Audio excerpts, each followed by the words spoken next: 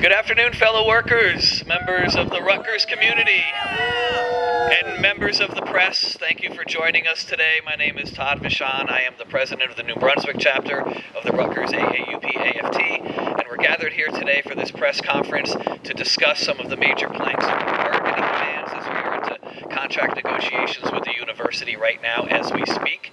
We're united under the slogan of United for Our Future, Defending Our Communities, and that slogan is reflective of the fact that our demands are not only for increased wages and job security for our members, but for the broader security of our communities, our students, the advancement and protection of higher education as an institution.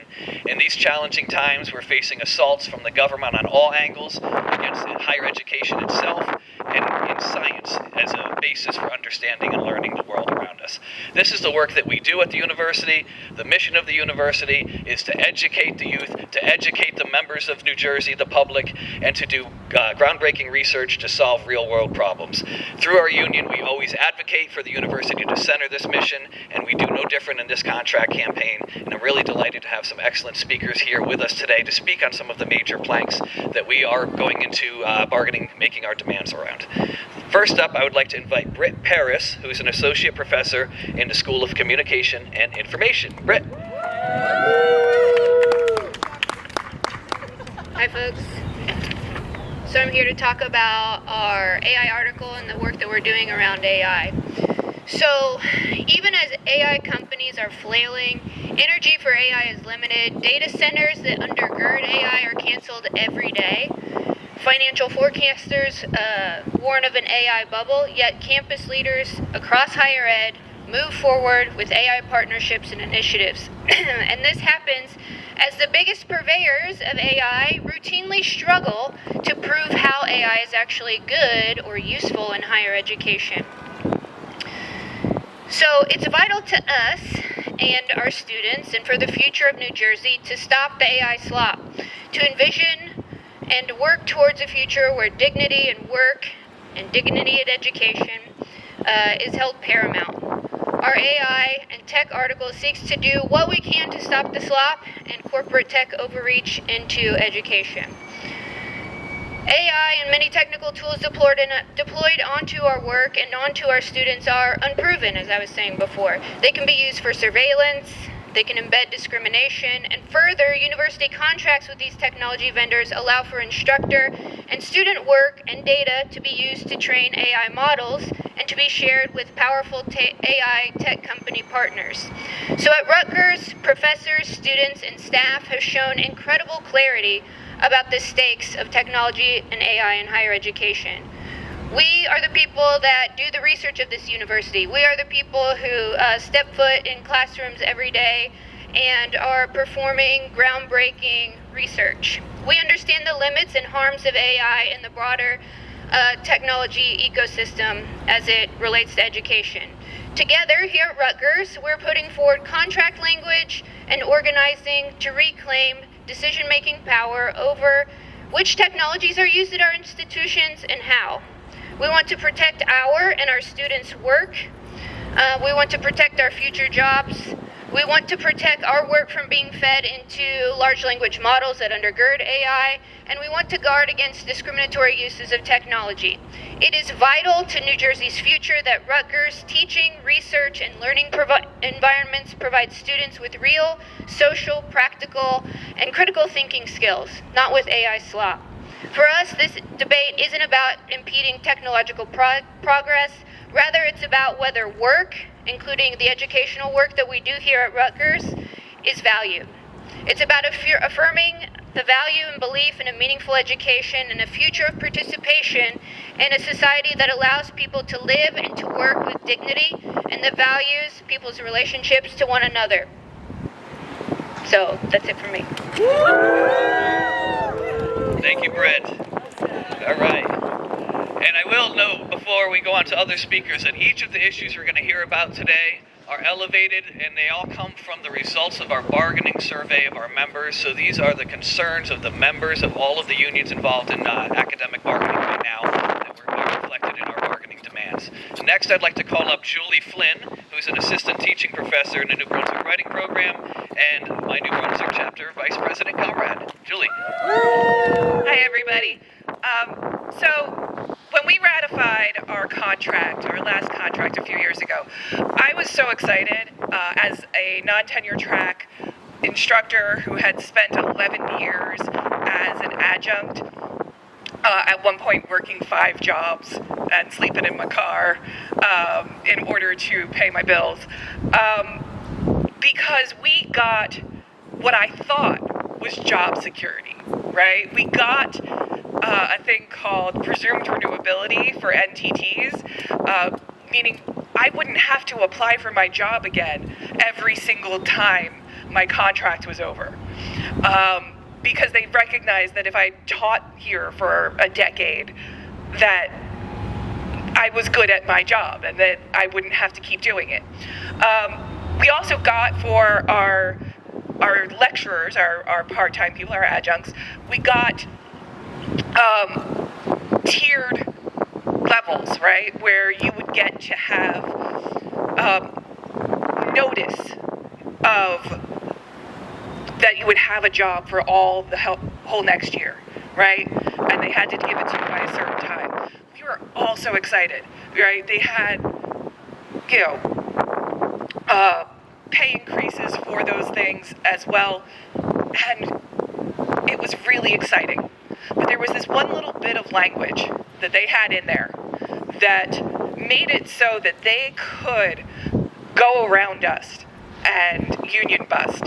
And basically, when the next spring came around, they told all of my adjunct colleagues, all my lecturer colleagues in the writing program, that they did not have a job for them in the fall. And they got rid of them. Including Howie, who I really miss. He luckily got a job in the labor department, labor school. But it was devastating. We got rid of these people who had decades and decades of experience working for us. And then the year after that, they came for the NTTs. They came for the low-hanging NTTs, and they went, we don't need your job anymore. We are just going to make your colleagues teach more classes, and we're going to get rid of, or more students, and we're going to get rid of you because there is no need for your job anymore. And we lost people. We lost people who students loved, who were really important parts of our community. And they just were like, nope, gone. This year, they tried to do the same for adjuncts all over the university, at least all over SAS. And they sent out emails saying, no, we're not going to have classes for you, for 38 people. They meant to send it to 37 people, but they accidentally sent it to one other person who had to spend the weekend feeling like, oh no, I don't have a job, until they fixed that. But they still had to go through that emotional heartache. And it's really hard right now if you lose your job in academia, because there are not that many jobs, right? With everything that's going on in the country, the jobs are going away, right? And so if you lose your job here, it's an existential problem. And we thought we had job security. We thought we had a way to keep our jobs if we were good teachers, if we were able to get our students to do better, to think better, to achieve what they wanted to achieve. And they said no. It even affected summer classes, where they said, oh no, if you are a higher level adjunct or you are a higher paid person, you have to have a certain number of students in your class higher than the people who are brand new, or else your class won't run. And so they were losing classes that they taught, things they needed to pay their bills, because it's so expensive to live in New Jersey. You know it. Anyway, the point is, this year we are trying to get rid of the loopholes. We are trying to make it so that the people here at Rutgers who are good at their jobs, who have proven it over decades, over years and years of good teaching, good research, good administration, that they are able to keep their jobs and not be afraid of what might happen next year or the year after if their contracts don't get renewed, if they don't get classes in the fall or the spring or the summer. So that is extremely important to our members, and that is something that we are fighting for, and I thank you for listening to me today. And where's Todd? Thank you, Julie. All right, up next we have Hank Callett, who's a lecturer of journalism and media studies. He is the vice president of the Rutgers Adjunct Faculty Union and co-chair of the Academic Freedom Committee. Hank, the floor is yours. Thanks, Todd. I'm bad about keeping the mic close to my face. So yeah, I'm Hank Callett. I'm the vice president of the Rutgers Adjunct Faculty Union, and I've been teaching here at Rutgers since 2013. I'm here to talk about academic freedom, but I also want to put in a plug for what Julie said, because without job security, as Julie described it, academic freedom is meaningless. So I've been a journalist for most of my life. I teach journalism at the School of Communications, as Todd said. Journalism's mission, journalism's aim is the pursuit of truth and knowledge. And that requires us to be independent of party or dogma. Speaking of dogs, party or dogma. These are the same goals we pursue in higher education. And as faculty, we ask questions, we find answers, and we build knowledge. And then we disseminate that knowledge to our students and to the public through our writing, through our research, etc. Like journalists, we need independence and must remain committed to finding the truth. We are witnessing historic assaults on higher education on ideological grounds. Faculty and students who speak out about Palestine, Israel, Lebanon, the U.S. war on Iran, Trump's war on immigrants, who defend racial, ethnic, and religious diversity, who support the LGBTQ+ community. We are in the crosshairs of this administration. And universities who do not crack down on faculty, such as those in Texas, such as those in Indiana and Florida, they face funding cuts and the elimination of research grants and other funding. There's been a broad assault on research into climate change, vaccines, and public health, all of which threaten higher education and the broader public, and which Annika, one of our colleagues, is going to discuss in a little bit. This is part of an effort to undermine higher education as a bastion of learning and growth. Rutgers' existing policy offers some protection, but it is vague. We are demanding an expanded definition of academic freedom that covers not only what we teach and research, but our ability to speak outside the classroom and in our political lives. And we are demanding that it be applied to all faculty ranks, including adjunct, whose contract lacks an academic freedom provision at this point. We also need, as I said, we need stronger job protection. Again, to go back to what Julie said, because academic freedom means little without it. Our next contracts must protect the freedom and independence of faculty that are the hallmarks of a great liberal arts institution. Thank you. Thank you, Hank. All right, up next, Paul O'Keefe. And Paul, I hope I got your title right because I grabbed it off the web. Assistant Teaching Professor of Geography, and he's a Rutgers AAUP-AFT Executive Committee member and also a member of our Union Bargaining Committee. Paul. Hello, good morning everyone, good afternoon, sorry. I'd just like to speak from the perspective of a non-citizen, non-green card holder. There's hundreds and hundreds of us who work at Rutgers, and there's thousands of us who, contribute to making this community. The question throughout this process for me is what protects international people most. Specific solutions that identify and target bargaining articles, or broad commitments to doing the right thing that by definition benefit those at the sharp edge most. And international people have been at the sharp end of this government's policies throughout the last year or two. It's barely a year since many students woke up to find out their presence in the country was illegal. It's barely 9 or 10 months since all faculty on working visas were told on a Friday night, get back to the USA immediately, otherwise you might lose your jobs.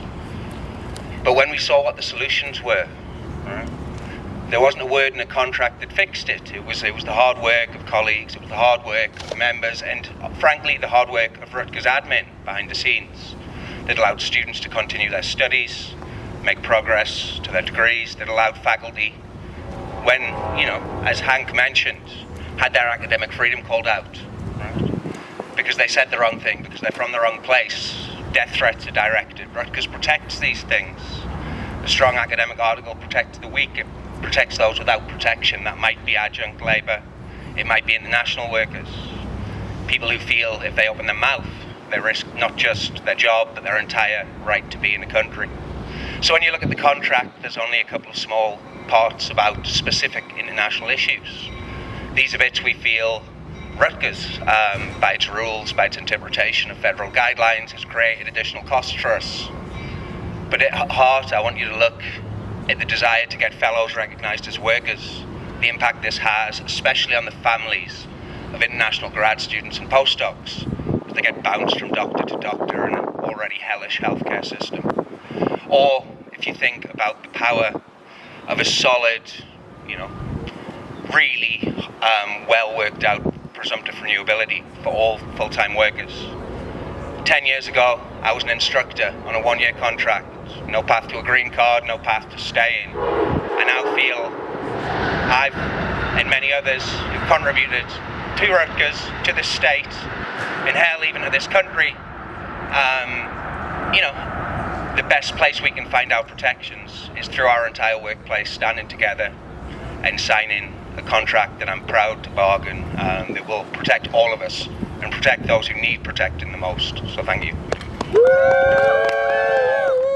Thank you, Paul. All right, next we're going to hear from Professor Adrian Eaton, a professor of labor studies and employment relations, past dean of the School of Management and Labor Relations, and past president of the union. Adrian. Thanks so much, Todd. So I'm going to build on some things that have already been said and focus around DEI. So I think we all know that the Trump administration has launched a full-scale attack on diversity, equity, and inclusion, and I want us to think about those words for a minute and think about their opposites. And that includes an EEOC agenda begging white men to file discrimination lawsuits. So bring that down to higher education, and we know that higher education institutions, including Rutgers, are being scrutinized and attacked for their DEI programs. That includes attacks on all kinds of grants, including grants in science and medicine that seem to address in any way gender, race, and other diverse issues.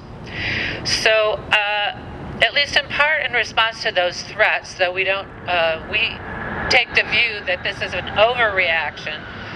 The Tate administration has attacked DEI here at Rutgers University, and I'll just list some of the cuts that we've seen happen, or attacks. So really it's a dismantling of DEI practices and policies that have been built up over a number of years and with the involvement of large swaths of the community, students, faculty, staff, as well as prior administration. So these include all faculty mentoring and faculty development programs, all of which already served the broader faculty community as well as underrepresented groups, and some of which actually had cohorts in progress. They've demanded name changes for associate deans of DEI and DEI committees in academic units. They removed the head of the University Office of Equity and Inclusion and dismantled that office, and many other things as well. As you can well imagine, faculty members and other community members have reacted with dismay, on the mild side, rage, and fear, and I really want to emphasize the fear that sits out there, and particularly the fear of what might come next, and whether this attack will extend to what we're teaching in our classrooms and the research we're doing. So the union is fighting back to protect members and to respond to these attacks. And on a positive note, the bargaining team actually has signed a tentative agreement with university management last Friday that does a number of things. So let me just list a few of those.